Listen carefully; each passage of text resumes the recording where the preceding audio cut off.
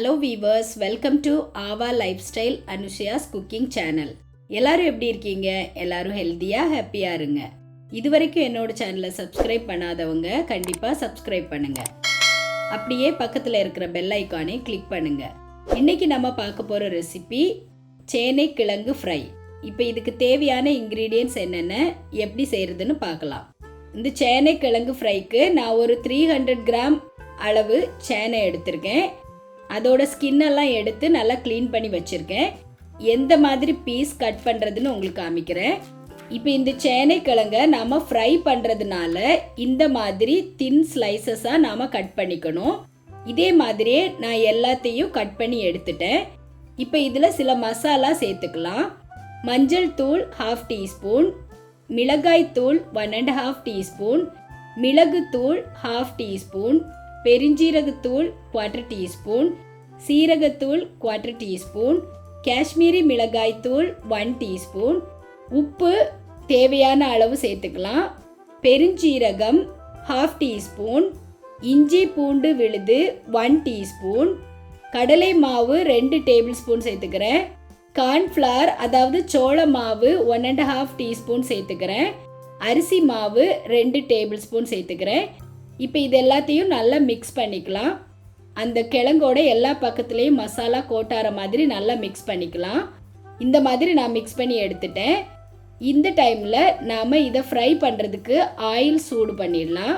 அதுக்காக ஒரு இரும்பு கடாய் வச்சுருக்கேன். அது சூடானதும் தேவையான அளவு எண்ணெய் சேர்த்துக்கிறேன்.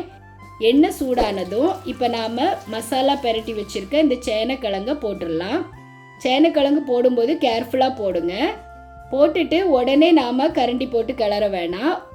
ஒரு 1 மினிட் விட்டுட்டு எல்லா பக்கமும் வேகிற மாதிரி நல்லா திருப்பி விடலாம். ஒரு 2 மினிட்ஸ்லேயே அது நல்லா குக் ஆகிடும். இப்போ நாம் இதை ஆயிலிருந்து எடுத்துடலாம். எடுத்து இதை ஒரு சர்விங் பவுலுக்கு மாற்றிடுறேன். இதே மாதிரியே அடுத்த செட் ஆஃப் சேனைக்கிழங்கையும் நான் ஃப்ரை பண்ண போட்டுடுறேன். அது 1 மினிட்க்கு அப்புறம் நல்லா திருப்பி விட்டுடலாம். இப்போ இதுவும் நல்லா ஃப்ரை ஆகிடுச்சு. இதையும் எடுத்து சர்விங் பவுலுக்கு மாற்றிடுறேன். இதே மாதிரியே எல்லா கிழங்கையும் நான் ஃப்ரை பண்ணி எடுத்துட்டேன். லாஸ்ட்டாக கார்னிஷ் பண்ணுறதுக்காக கொஞ்சமாக கருவேப்பிலையும் ஃப்ரை பண்ணி அது மேலே சேர்த்துக்கிறேன். இப்போ பாருங்கள், நம்மளோட டேஸ்டியான கிறிஸ்பியான சேனைக்கிழங்கு ஃப்ரை ரெடி ஆயிடுச்சு.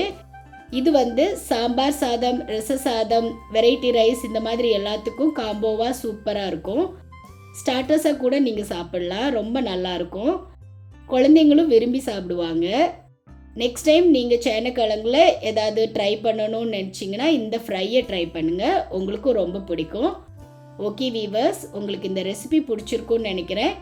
இது வரைக்கும் என்னோட சேனலை சப்ஸ்கிரைப் பண்ணாதவங்க கண்டிப்பாக சப்ஸ்கிரைப் பண்ணுங்கள். உங்கள் ஃப்ரெண்ட்ஸ்க்கும் ஷேர் பண்ணுங்கள். ரெகுலராக என்னோட சேனலை வாட்ச் பண்ணுங்கள், சப்போர்ட் பண்ணுங்கள்.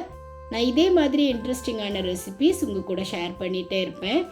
இந்த ரெசிபி பிடிச்சிருந்தா லைக் பண்ணுங்கள், ஷேர் பண்ணுங்கள். நான் நெக்ஸ்ட் ரெசிபியோட உங்களை மீட் பண்ணுறேன். பாய்.